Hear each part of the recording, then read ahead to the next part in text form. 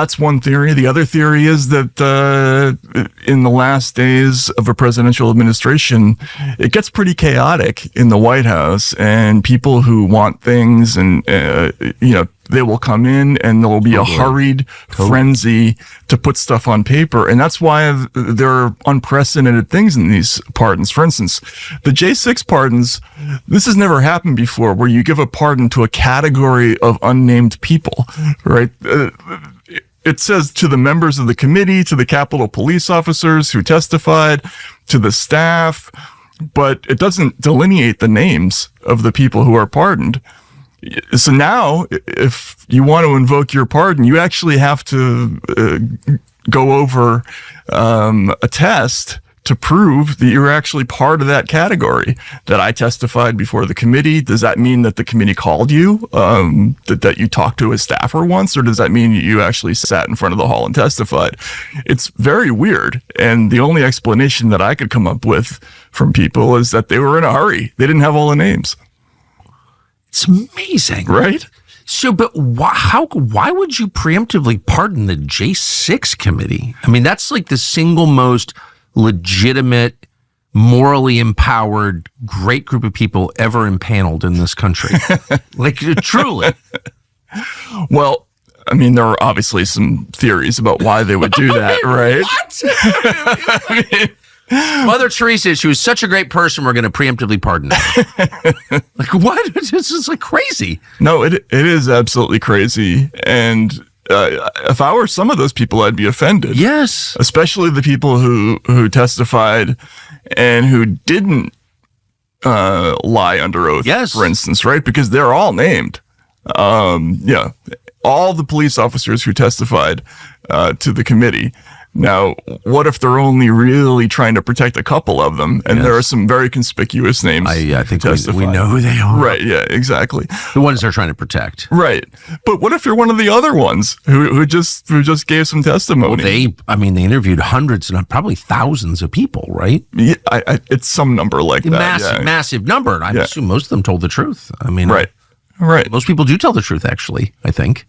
I think that's probably the case. Yeah. I mean, especially if you're under oath and you're a law enforcement officer, sure. I mean, it's a very serious thing to lie in those situations. And, there are a couple of places in the testimony where it doesn't look good for some of the people who testified.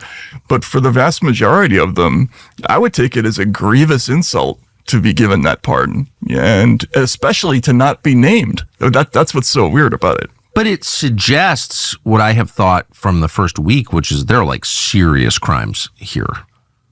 I mean, you talk to Steve Sund, who ran Capitol Police, who's like a non-political person, just career law enforcement, former MP, former Washington, D.C. cop.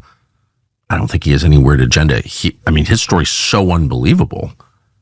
They just didn't give him any intel at all and didn't give him any resources, and everybody else knew this was happening except him. I mean, the whole thing is so nuts that you're like, wait, there's something going on here. I don't really know. The pipe bombs at the pipe bombs, the gallows that was erected by some weird unknown group the night before. Right. Will we ever get disclosure? I guess that's what I want. I just want to know. I am not vengeful. I don't really want to punish people so much as I just want to know. That feels like punishment enough. Will we?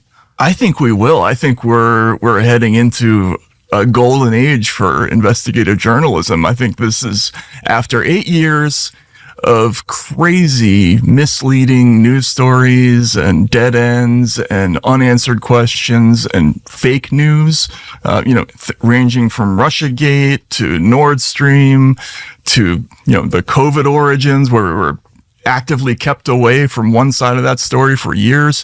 I think we're going to find out a lot of this stuff. There are investigations already underway, document hunts going on all over the place. There are reports that have been commissioned to look into a lot of these questions, and they're going to be staffed up with a lot of money and a lot of personnel. And it's just an unprecedented situation where, for instance, the DHS or the FBI or the DOJ would be in sync with congressional investigators to the point where they're not going to have to issue subpoenas for a lot of this stuff. They're just going to sit down and say, here's a list of the documents we want to find. And I think that they're going to have that collaborative arrangement. It's incredible. There's panic. I sense panic.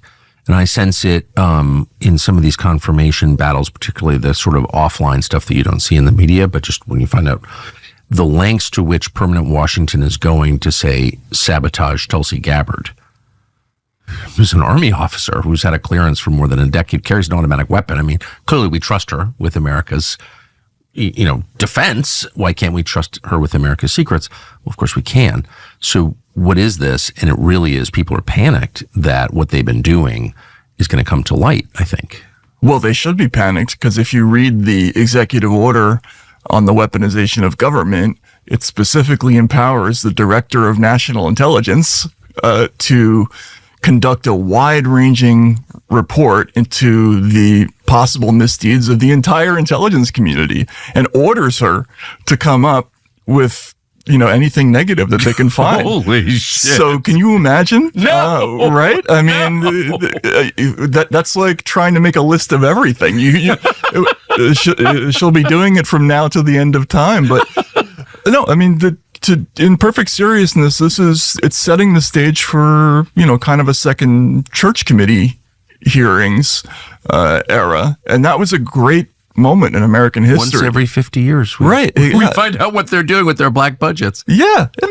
And really, in the mid-'70s, who would have known, right, that we were doing such an incredibly wide-ranging, list of horrible, stupid things, from, trying to murder Castro with exploding seashells, to spying on Martin Luther King Jr., to trying to, leak news about mistresses of civil rights leaders. I mean, it goes, the list went on and on and on. And we only found out about it because they went too far, right? And now suddenly people in the Senate had a hammer to start looking, into this direction. And it all came out. Well, not all of it, but a lot of it came out. A lot of it. Frank Church sadly got incredibly fast developing cancer, I noticed. Did he? Yes, he did. He did, kind of like Jack Ruby style cancer, Hugo Chavez style cancer. It's interesting. Huh. I did not know that. Couldn't treat it. He died. Sad. Sorry. No, it's all right. I mean, look, it's hard not to think. I never thought this way until like a year ago, maybe a year and a half ago. Not only did I not think this way, I attacked anyone who did. Right. Yeah. But can I say one thing that I've noticed now that I'm in middle age, is that all my life, the older guys I've known, like you go on duck hunting trips or whatever in Washington, where I lived, like with my dad and his friends or whatever, and the guys who were in their 50s and 60s all thought this way. They all thought this way, after like a lifetime of government service as an operations officer, or whatever you're doing, right? Right. They all had this mindset. And I remember sitting like in a duck blind thinking, these guys are fucking crazy. They're all nuts. What I didn't realize was there's a reason that people become more open to these sorts of explanations the more they see. Of course, and maybe right? Yeah, I don't know why I didn't get that. Yeah, well, it's probably just our generation that thought the Schoolhouse Rock thing was true. I mean, right? It's so true. Because we grew up with All the President's Men, and after the church committee, so we thought it had come out. The good guys won. There's transparency. We have the Freedom of Information Act. We can find everything out. No, right? It turns out no. Right? No, I never thought of Schoolhouse Rock and All the President's Men as sophisticated propaganda put there by the intel agencies, but I think you're right. Whether whoever did it, it was a fact. Can we just go through, since I think you're, as I've said many times, and I mean it, I think you're one of the great reporters still working. Not that there are many. Not there's a ton of competition. Yeah, there aren't many. But you are, by your nature, a curious person, which is like requirement one for journalism. And like the one thing no one else seems curious about, I think, but you are. So can you just go through in no particular order the stories whose endings you'd like to know? Like, what are you curious about as we enter an age of disclosure, and God willing we do? What do you want to know? So first of all, just to back up, I tried to make a list a couple of days ago. Oh, did you really? Yeah, of all the things that I would want to investigate if I were, in that kind of a position to order these kinds of things. I'm actually going to take notes as you talk, because I want to follow along at home as this happens. Okay. But I couldn't finish. There were so many different things that I never got to the end, but I would say that the big ones, there are huge glaring questions, which is unusual. For instance, who was president the last 4 years, especially the last year? I think that's an enormous question. Tony Blinken. Do you think it was Blinken? I think Blinken's so evil, so demonstrably evil and also stupid that I just see his fingerprints everywhere. Right. Right. But that's just a pure guess. That's the problem. We don't really know. I know that in the last 2 months, Blinken did everything he could to accelerate the war between the United States and Russia, which is should be illegal. I don't know how he got away with that. Nobody said anything about it, but that's a fact. So anyway, sorry. No, but his State Department was also involved in the censorship stuff too. So, yes. Who was president? Who was president? Let's start with the big question. Yeah, no, I think of all the crimes that are on the table and the potential corruption issues, people signing documents or somehow getting documents signed by an incompetent president or an unfit president has to rank up there with the most serious things that have ever happened in American history, right? So you have to look at what was the process of the White House operation, right? Who was actually running things? We know from a surface point who held the posts, right? So Ron Klain was the chief of staff. We know roughly who else was in Joe Biden's orbit. What was the schedule? Did he sign things by auto pen because they have this machine that does, and who basically had the power of attorney to turn that on, right? These are all questions that we have to get answers to. What was the day-to-day operation of the Biden White House? And again, especially in the last year, because I think, that gets to bigger questions of who was really making these big foreign policy decisions and who was making decisions about things like, cutting off the Democratic primaries to challengers. Yes. Right? These are big party decisions, not necessarily White House decisions. Who decided to kick Biden off the ticket? Biden on July 13th was giving a speech in Detroit, and he's like, "I'm running." He couldn't have been more affirmative about the idea that he was not going to drop out of the race. Within 7 days, he was out of the race. Within 3 days after that Detroit thing, there were stories leaked out in Politico that were basically saying that Nancy Pelosi was going to ask him or going to try to pressure him to drop out. But I don't believe that. I think we need to find out exactly what those communications were. Who had the authority to push the president of the United States off his own ticket? Unless he had a sudden change of heart. Do you believe that? I think it's really obvious that his statement dropping out on Twitter was issued before he knew. I've heard that. Again, I don't know is the truth, but I've heard that. It's very conspicuous that when he wanted to say things, he said it on camera, but there were all kinds of things where the wording was much more careful, and that was done on Twitter or in a letter or in a press release. Even the note explaining the pardons, who wrote that, right? It was on Biden's Twitter account. I doubt he's sitting there tweeting. So it's just a coup. That's a coup. If you take a sitting president of the United States and force him to drop out, right? It's on the table. It has to be because, Jill Biden has been very circumspect in talking about it. She's said these really curious things about how she wants to reevaluate her relationships. I think she was referring to Nancy Pelosi. But what exactly happened in that 1 week period between, the middle of July and the 21st or so? And then what happened in between the 21st and the 22nd or whenever it was when Biden suddenly came out and made Kamala the nominee? How did that happen? Who made that decision? So that was after the Republican convention. Yes. So you had this incredible week or two where Trump gets shot, survives, you have the convention, and Biden drops out. I mean, and as far as I know, I don't think anyone's ever done like a real TikTok on that. No, there were stories, but they were incredibly incomplete. And this is one of the things where, I was looking at it even from just a professionalism point of view in terms of the New York Times, the Washington Post, all of these papers. How does nobody ask who made the decision to nominate Kamala Harris? How did that happen? How was he kicked off? Or how did he come to that decision? Normally there would be a big show of that, yes. Right? There would be, somebody would come out and give an interview to, 60 Minutes and say, well, here's how that happened, right? And whether it was true or not, there would be a grand explanation whenever there's something big that happens with the president.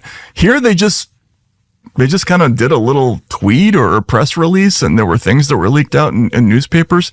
None of it made any sense. So, they have to get all those communications. And I think that's what was important. There were preservation letters that were sent out by some Senate committees. I hope it captured a lot of this stuff, but we'll see, Do you have any sense of what the answer is to either one of these questions? Who was functionally operating the Biden administration? And who kicked Biden out? Who made these decisions? I've only heard theories about this, right? And that's the problem. It's kind of irresponsible for reporters to speculate. I agree. We don't know. All we know, we saw little bits and pieces of things. Like there was a really weird moment. You might remember when Biden said something to the effect of, we can't allow Putin to stay in office or whatever it was, right? And people immediately interpreted that as a regime change, of course, comment, right? 47 minutes later, the White House comes out with a walk-back clarifying statement saying, our policy towards Russia is unchanged or something ambiguous like that. But there were leaks in the press about what happened there, and there was a remarkable line in one of the stories saying that Biden was allowed to participate in the workshopping of that second statement. How is he not in charge of it, first of all, right? Like, and they're talking about Jake Sullivan is involved in the process, but that just gives you a little glimpse into this idea of a collective presidency where at best Biden was a participant. So I think we need to know a lot of things about who was actually making those decisions. It might be different in terms of, for each realm of the government, right? Maybe the national security questions were dealt with by one person, then, the foreign policy things by another. I don't know. I mean, we'll see. And then domestic policy, which doesn't even really exist in this country. It's all national security, like runs everything. But, right. Who's doing that? Yeah. Oh, that was only the first thing in the list, right? It's so funny as you say this, and I won't interrupt you anymore, but I just can't. I mean, it's like crazy. You're going through this stuff. This just happened this summer. Yeah. And I was there. I mean, I know a lot of the people. I feel like I'm not that informed, but maybe more informed than average because it's my job. I kind of forgot about all this stuff. Like so much stuff has happened. It's like, it's amazing. Yeah. What we have allowed to sort of pass by us without demanding answers. I remember being in Russia in the late 90s. There were multiple episodes that you might classify as quasi coups. Yes. Right. There was an episode where people tried to arrest Yeltsin's bodyguard, Alexander Korzhakov, and it kind of turned out the other way in the end. But there was intense reporting about this by the supposedly unfree Russian press at the time. And then there was also the whole question of, why was Putin brought in? What did he do when he was immediately kind of used to clamp down on an investigation of Yeltsin that was done by the general prosecutor at the time. I mean, that's all in the weeds. What I'm trying to say is, even in a third world country, we got more information about stuff that was going on than we got last year in the United States of America, where we had a gigantic press corps sitting in Washington supposedly covering all this stuff. It blows my mind. Do you know? I mean, you've done this your whole life, so you know, and you grew up in it. So you must still know people in that gigantic press corps. A few, but the ones that I'm still in touch with mostly have been kind of squeezed out. There are people who did try to get to the bottom of what happened. I mean, Cy Hirsch did a story about the mechanics of how it went from Biden to Kamala. And, that story came out on Substack, but it wasn't picked up anywhere. No. And that's kind of the way the media works Cy Hirsch also broke the story that the United States, NATO, the Biden administration, was behind the sabotage of Nord Stream, the natural gas pipeline to Western Europe, to Germany. And that's on the list too, obviously. But I think we can say that's true. And why isn't Cy Hirsch getting the Pulitzer for that? Why? He was immediately, this guy's been a hero on the left for my entire life. Before I was born, he was a hero on the left. And all of a sudden, everyone's like, shut up, Putin apologist. Oh, I know. I mean, I'm sorry. All this is just, it drives me insane. It drives me insane. That not only are there almost no good reporters left, the few good reporters left are like attacked all the time. Yeah, they've all been kicked to the curb. I think it's very notable that a lot of the high-profile investigative reporters just can't even publish in the United States. Oh, I know. Look at somebody like Jeff Gerth, who made a point of kind of keeping ties to traditional media and not burning bridges and doing all that stuff, and worked his butt off to get this 24,000 word piece about Russiagate into the Columbia Journalism Review.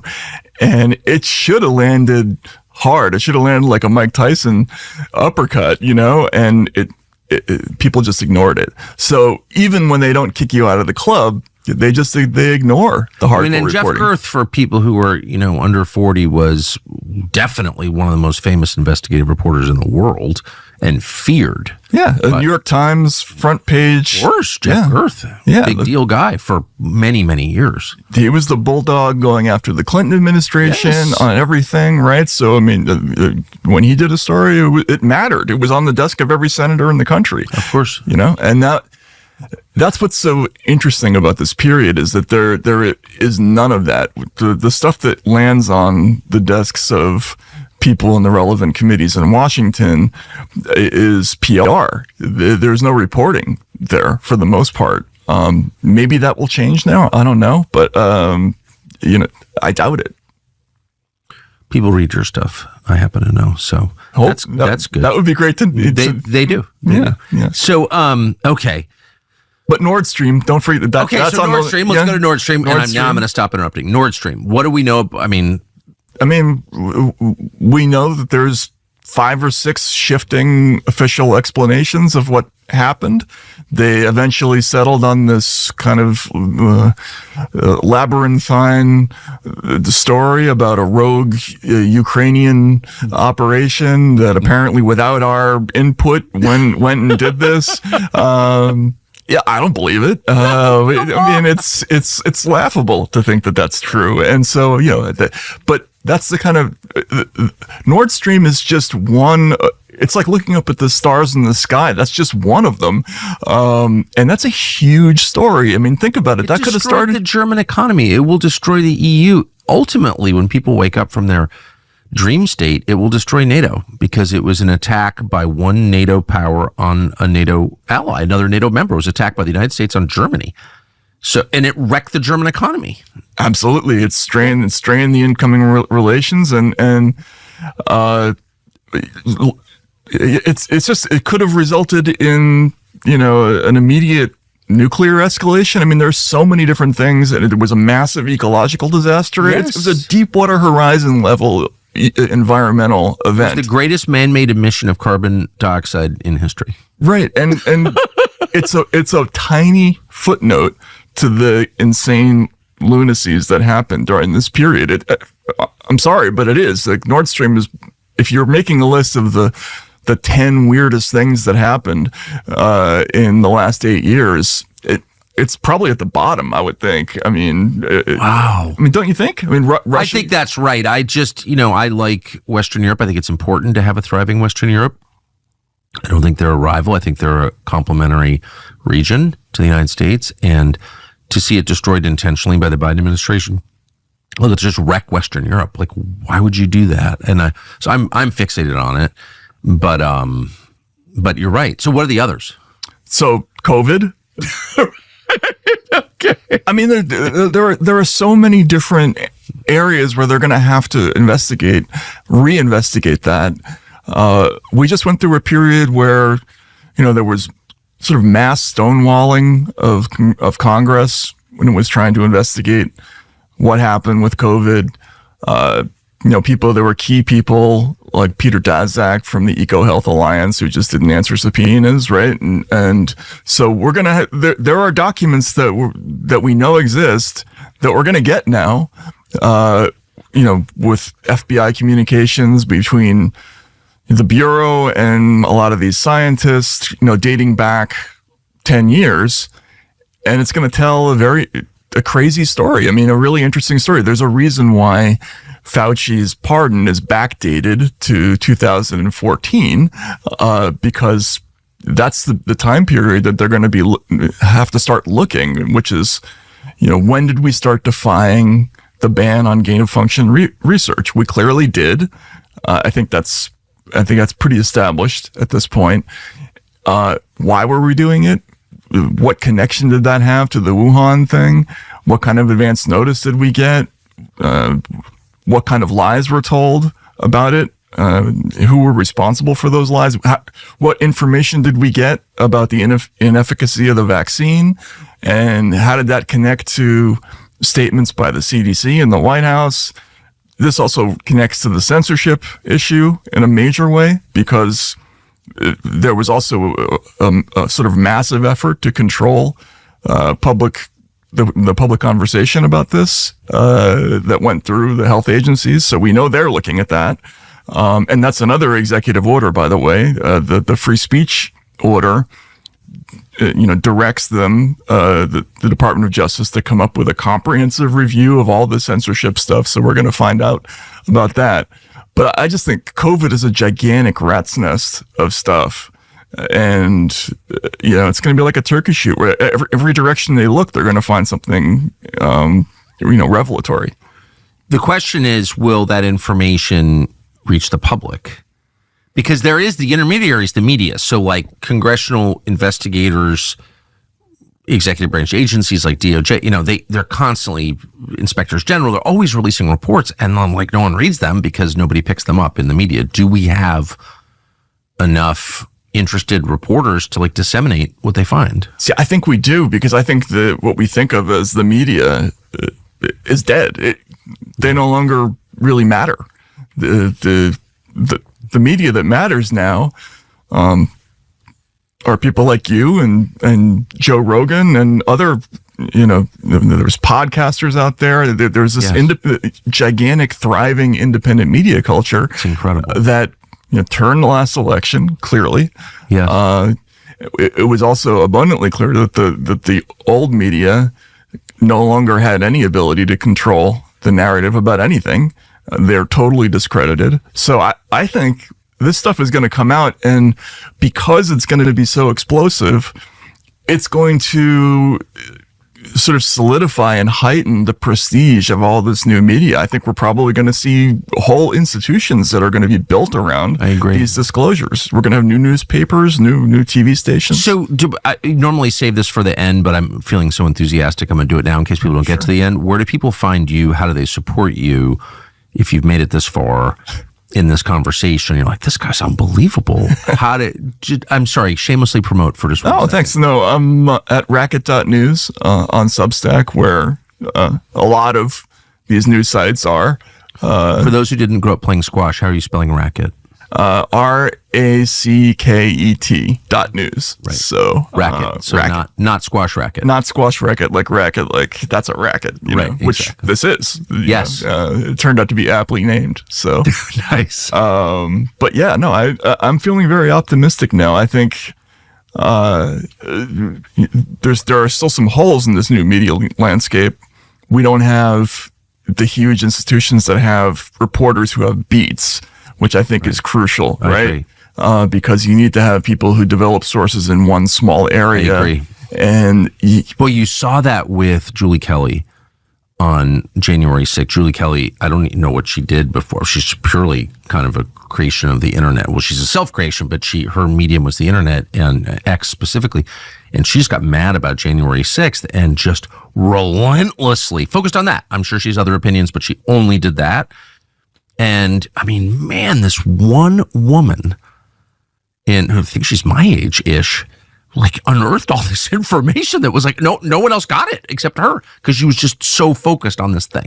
Yeah, no, it's great. It's incredible. And that's exactly how the press is supposed to function. Yes. They're not supposed to be credentialed. Like, it's not supposed to be a thing where, somebody confers a title. You are the official media. No, the citizen, that's part of our job is to be the press, right? Like, that's why for the First Amendment was designed for that to happen. And there was lots of incredible reporting that was done by either individuals or small organizations like the U.S. Right to Know. They filed hundreds of FOIA requests on Fauci and gain of function and everything, and they really started the ball rolling on that whole side of that investigation. It's it was a relatively small site, and they had good young reporters there who were hungry, and that's how this thing works. Amazing, right? Amazing. It's exciting. It's so exciting, and it's also true that there are increasingly people making like a legit living. I'm not getting rich, but like paying the bills doing this job, right? Which is important. And that's also how it's supposed to work. Yes. I mean, I remember hearing a story about I.F. Stone. When I was starting on Substack, I was calling around to some of the old timers and saying, like, is this a good idea for me to tap out of mainstream media? And they told me a story and they said, I.F. Stone cranked out a newsletter. For those people who don't know, he was Izzy Stone. Izzy Stone. He was one of the original independent investigative journalists. He worked out of his house. He put out this little newsletter, the I.F. Stone Weekly. It was great reporting, independent, didn't have to answer to editors who told him to shape things one way or the other. And he made a nice living, got himself a nice little house, and that was enough, right? And he had an impact. And you can do that now. The internet makes it easier, actually. It's amazing.